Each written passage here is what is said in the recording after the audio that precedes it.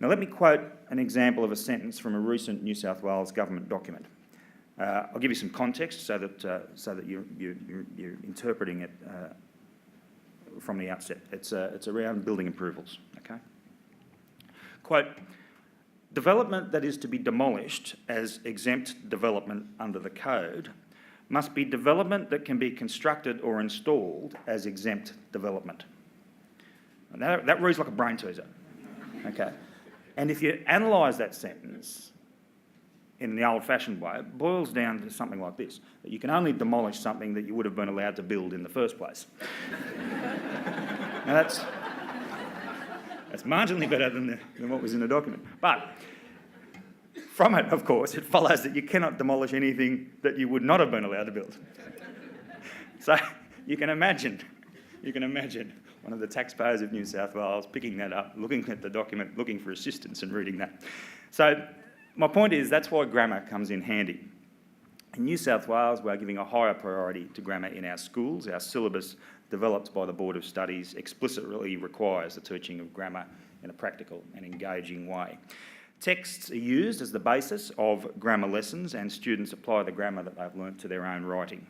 And the good news is that these methods are working. I'm delighted that New South Wales has the best literacy and numeracy rates in Australia, as measured only 3 or 4 weeks ago in the national tests.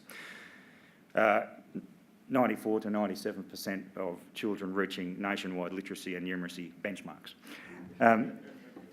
Don and Paul Johnson would not approve of that word, no doubt.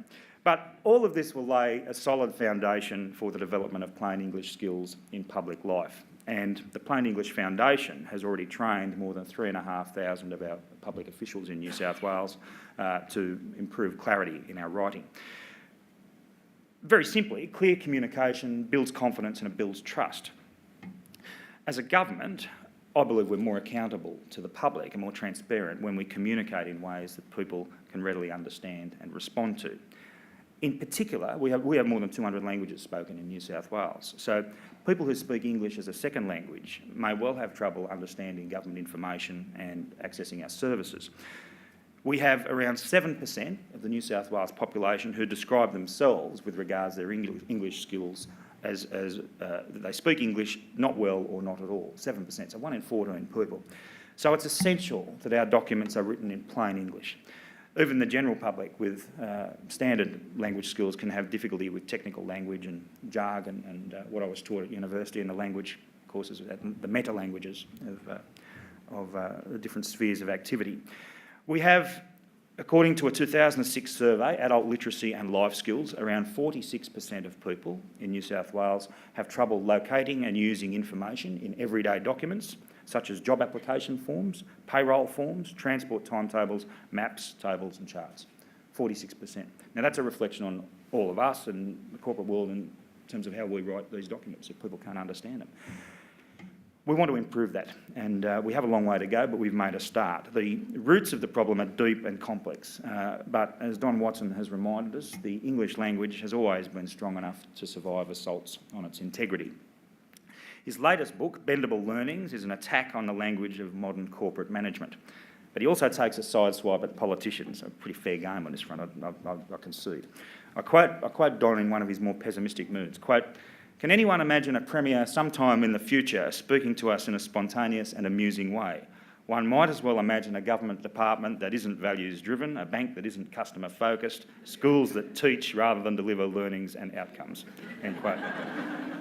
I don't take that personally, but as it happens, yesterday we did have a talk for 45 minutes with some English literature students out at University of Western Sydney.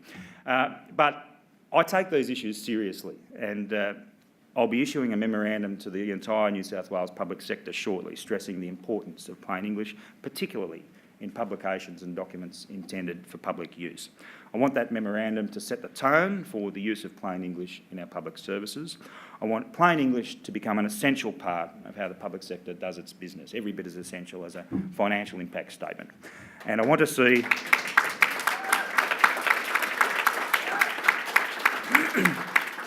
and I want to see training in plain English stepped up across government agencies over the next couple of years. The reality here is that when we pick up documents and I'll speak for the public sector because that's my purview, obviously, but when we pick up documents and you have to read and reread those paragraphs, it's our fault. It's the politicians' fault.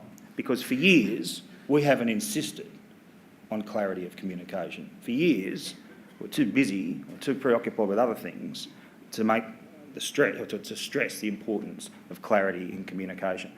And this is an exercise that never finishes. There is no end point. There is no, right, well, we've done that, tick that box. The job goes on and on and on. Equally, all of us will find at different times that we slip back into old ways of using poor language or poor use of language. And I think you've used the term moralistic in some of your previous discussions, Neil. That's entirely the wrong way to go about this, entirely. This is about recognising that clarity of communication and ease of communication and understanding are all entwined, and we all have a responsibility to pick each other up when we see that extra word in a sentence or that word that simply adds nothing.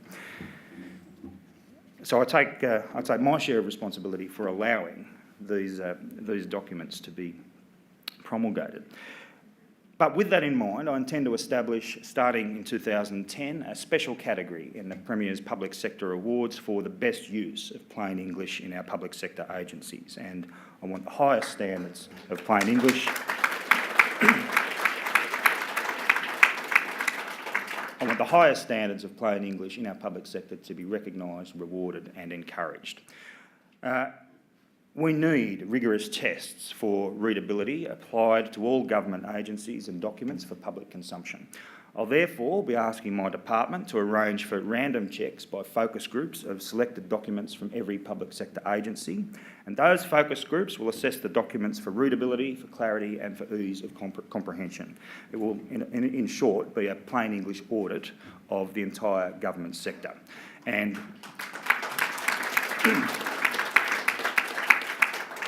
And where we need to provide additional training and support subsequent to that, that's precisely what we will do.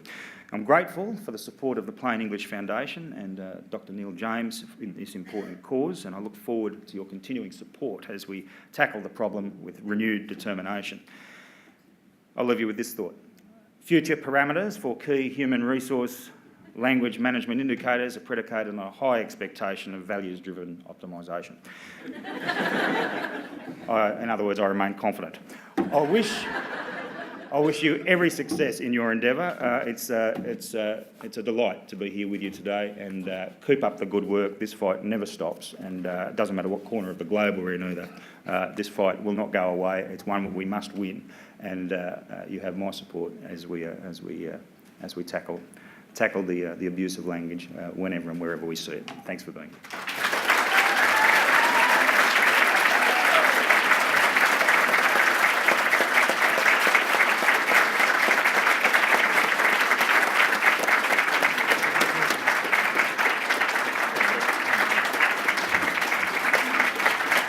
Nathan Rees.